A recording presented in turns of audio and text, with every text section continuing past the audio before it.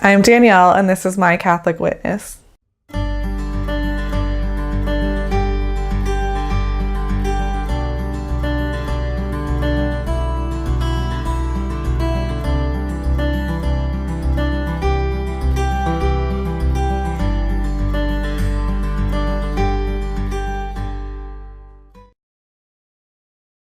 I kind of grew up everywhere. I was born in Long Beach and then lived in Seattle for a while, lived in Houston for a while, and God brought me back here. So I was born and raised Catholic my whole life. Growing up as a child, I remember I was always like super faith-filled. And for some reason, I always just had this like trust in God and that He would provide me with whatever it is that I needed. I just remember like from like as long like when I was young all the way till now, like I've just had this complete trust in God that I think is really a gift from Him. And but being born and raised Catholic too, I think that helped nurture that gift in me.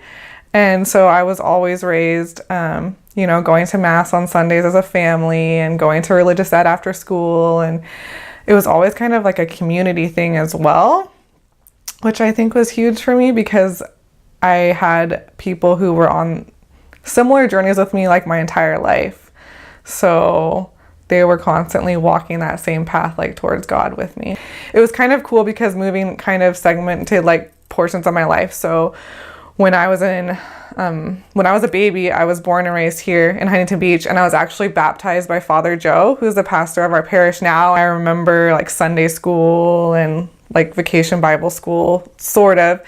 And then when I was starting elementary school, we moved to Seattle. So I remember like First Communion in Seattle and like that group of people, and like a lot of my elementary formation and pageants and that kind of thing was in Seattle. And then in Texas was when I got involved in like youth ministry and confirmation. I did my confirmation there. So I kind of got to be like a part of my sacraments all in different places and like remember the people that really like changed me in each of those places. And really my family got to form like connections with strong Catholic families every place that we lived. So looking back, like God always placed the Catholic people in my life that I needed to help walk that journey with me.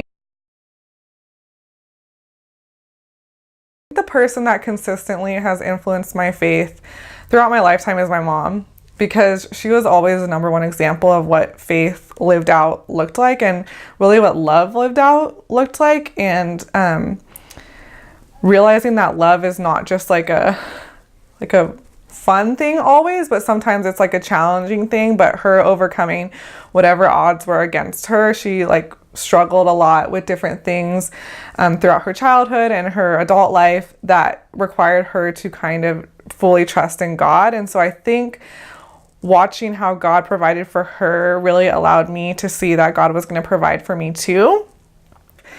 And just the way like she doesn't care how much she has to give of herself to love someone else. She's willing to like go that extra mile. And sometimes I'll be like, Mom, like you're crazy. Like you're just like giving so much of yourself to like love this other person. But that's where she finds like her most joy. And so I see that in myself too. And in my willingness to serve God and like to be who He created me to be, even if that sometimes is not necessarily like comfortable for me. So for sure, my mom, for sure. For me, like God is completely present to me in the sacraments every time I receive them. So like reconciliation and the Eucharist. And sometimes, especially since I work with teens, they're like, well, like, how do you know that like God is there? Like, how do you know like, or how, like, what makes you think that you experience God in that? And my answer for them is always the same. Like, I know it's God because when I receive any of the sacraments, I receive like an overwhelming sense of peace. And so like when I go to reconciliation, like I just experience peace, and it's not like it's like a huge like monumental life-changing like, oh my gosh, but like there's just like an inner peace in me that I know is God. But one in particular sacrament that I think has changed me the most profoundly lately is the sacrament of marriage. And for me, it was actually the first time as a young adult that I ever saw my friends get married, and they were like practicing Catholics and super devout, and like had discerned their relationship and knew what the sacrament of marriage was. So to witness them be married, and like for the first time at that mass, like realizing what the sacrament of marriage really is and how life-changing it really is, I think that just changed completely my idea of marriage and like what it looks like to love someone that much that you're willing to give your whole life to love them all the way to heaven. So I think for me, like that was the one that, when I was thinking about it, stood out as like that was the one that changed me. My current vocation is that I am single, but I think, well, ultimately, like I know my vocation, like my number one vocation is to be love, and so it's really beautiful to watch like that unfold in me, how I love and who God gives me to love, and the process of me like learning what love really is. And ultimately, I feel like my vocation is to one day be a wife and to be a mom. But I'm not there yet. I always joke, it's not funny, but it's kind of funny. I was born 2 weeks past my due date, and like everything in my life, like I've always just done in my own time and in God's time when he knew I was ready to do it. Even like the job I have now, like I knew like for a long time, like God was stirring in my heart that I was like desiring something more like in my work, but I didn't know what it was. And so I waited for a long time, and there's a tendency to get impatient in the waiting, I think. And so a lot of times I was like, I don't think it's like ever gonna happen. And then all of a sudden, like God kind of just plopped like the job in my lap and was like, here it is, like this is what I had been preparing for you, but I had no idea and didn't see it coming. And I feel like it's the same in my vocation. Like I've been waiting for a long time and known for a long time that God has called me and given me the gift and the grace to learn to love in this time of waiting, and ultimately I think to love someone else completely as he intended in marriage.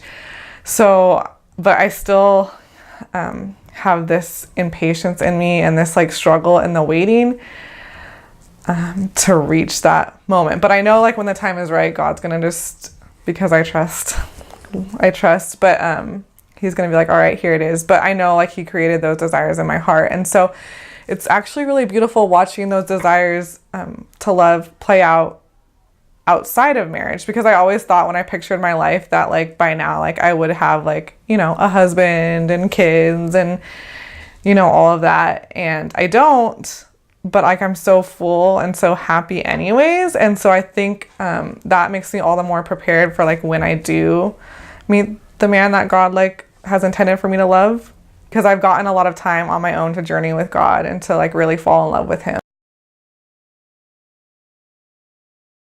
Something unique about my family dynamic is that I grew up with a brother with autism.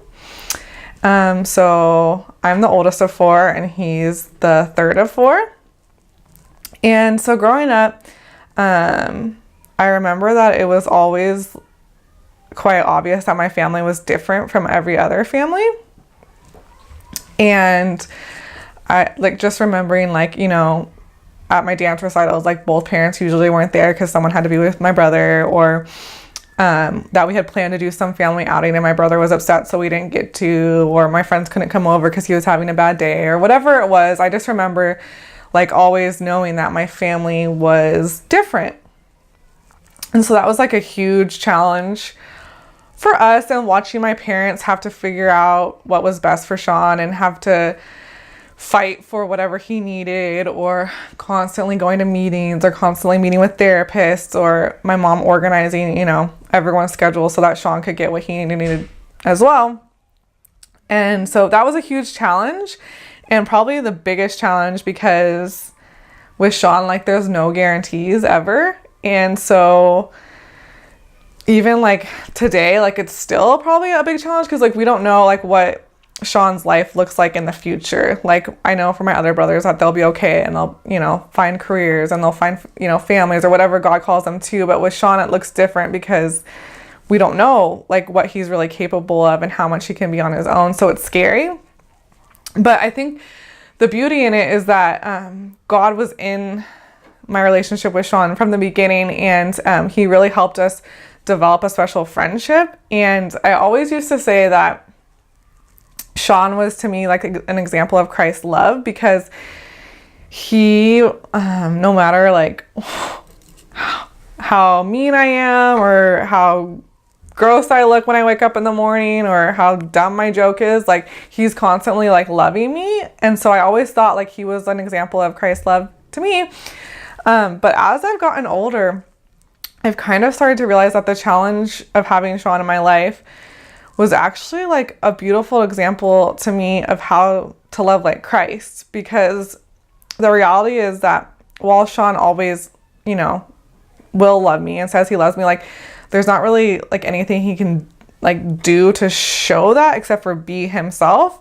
And sometimes himself is a challenge. Like sometimes he's freaking out or upset about something, or texting me a million times at work because it doesn't feel well, or you know, whatever the little odd characteristics that he has are challenging and constant. And or he wants to talk at like 6 a.m. on a Saturday when it's like your only day to sleep in, and you're just like, seriously, like I want to sleep.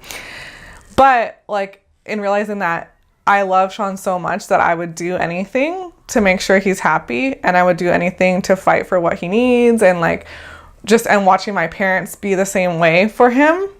Sean is an example of Christ's love to me in like such a unique and beautiful way, but also watching God reveal to me that like you're loving like Christ the way you love your brother, and like how much of a gift that is, and knowing that I can love everyone like that because of knowing how I can love Sean like that.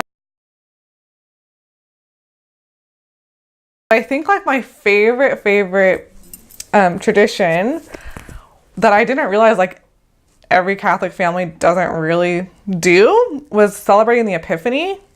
So we grew up with, God blessed us with Catholic and Italian next door neighbors. When we lived in Seattle, we didn't have any family. So we did like all of the holidays with them, all the big celebrations with them, and first communions and baptisms and all that. And we celebrated Epiphany with them because that was a tradition that they had. And so I just love that tradition because, like I said, I'm used to like waiting in my life and lots of periods of my life for things. And I would wait for Christmas in anticipation of Christmas Day and like whatever I'd, you know, asked for, and celebrating with my family and my friends. And then Christmas night would come and I would be so sad that it was over. And I was like, oh, like that's it. But like, we always had Epiphany. So on Epiphany, we got one gift, and it was like usually one thing that we had really wanted that we didn't get for Christmas. And so we'd always like wait in anticipation for Epiphany. And I love that tradition because I think it just reminds me like in my own life today, like I'm still like that girl that's like waiting, like, oh, like, and then I think like, oh, like this is it. Like this is what I've been waiting for. And then when it's over, I'm like disappointed, but then God's like, no, like I have something so much better for you. And so like, that's like the Epiphany like moment. And so that tradition just really reminds me of the seasons of waiting and how God is really going to come through on all his promises. If I could tell the world one thing about being Catholic, I'd want to tell them that being Catholic is so life-giving.